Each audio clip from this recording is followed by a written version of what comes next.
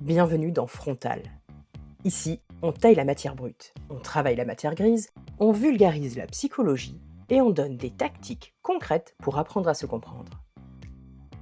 Attention, je ne suis pas psy et je ne remplace pas une thérapie.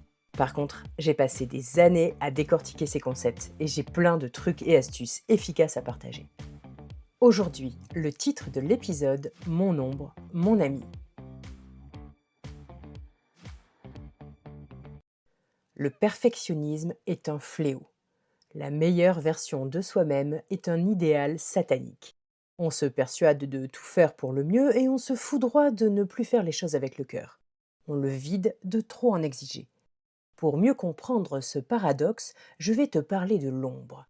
Je n'ai pas d'œuvre simple à te proposer. Je me base encore sur Jung et sa vision par Jean Mombourquette, apprivoiser son ombre. Selon eux, il y a 4 piliers psychologiques dans ton cerveau, essentiels à son fonctionnement. Le premier, c'est le masque social, essentiel au vivre ensemble et à l'équilibre de la communauté.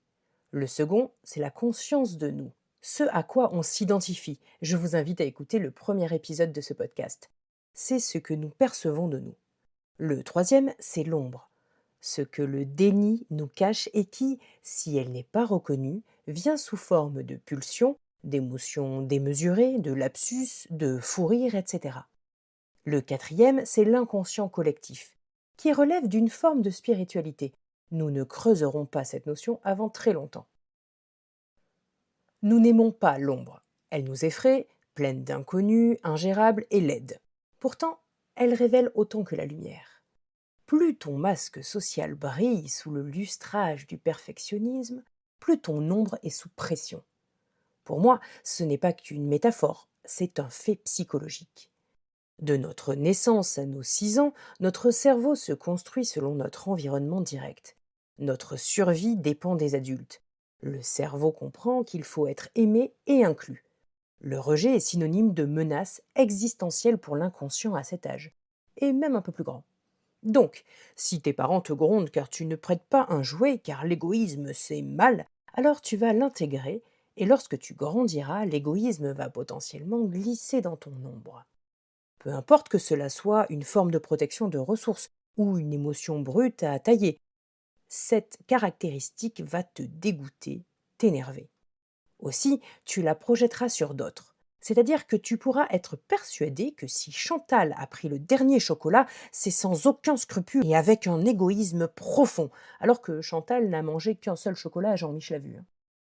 Tu seras incapable de l'accepter chez toi et lorsque tu auras besoin de cette ressource, car c'est une ressource, tu seras pris de colère froide, de fatigue soudaine ou de réactions disproportionnées que tu ne sauras pas expliquer. Pour apprivoiser son ombre, on peut apprendre à la sentir sans consentir. On en revient à l'épisode 1 qui explique que nous avons toutes les ressources en nous. Nous ne sommes ni altruistes ni égoïstes, nous pouvons faire preuve des deux selon nos besoins.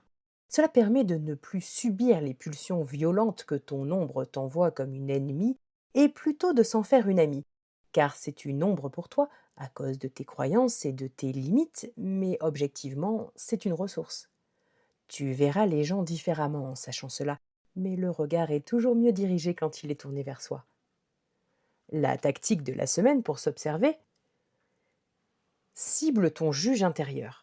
La prochaine fois que tu sens cette petite voix dénigrer quelqu'un d'autre ou toi-même sur un mot précis, il est tellement lent ou je suis si bête, ce mot est dans ton ombre.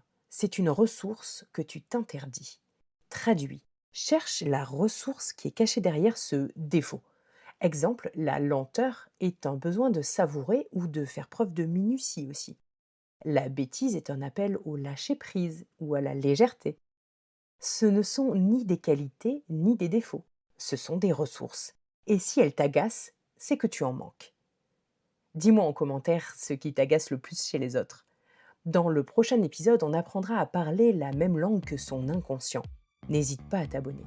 C'était Frontal avec Elzira. Et n'oublie pas, ton psy, c'est toi. Une production Elzira Création.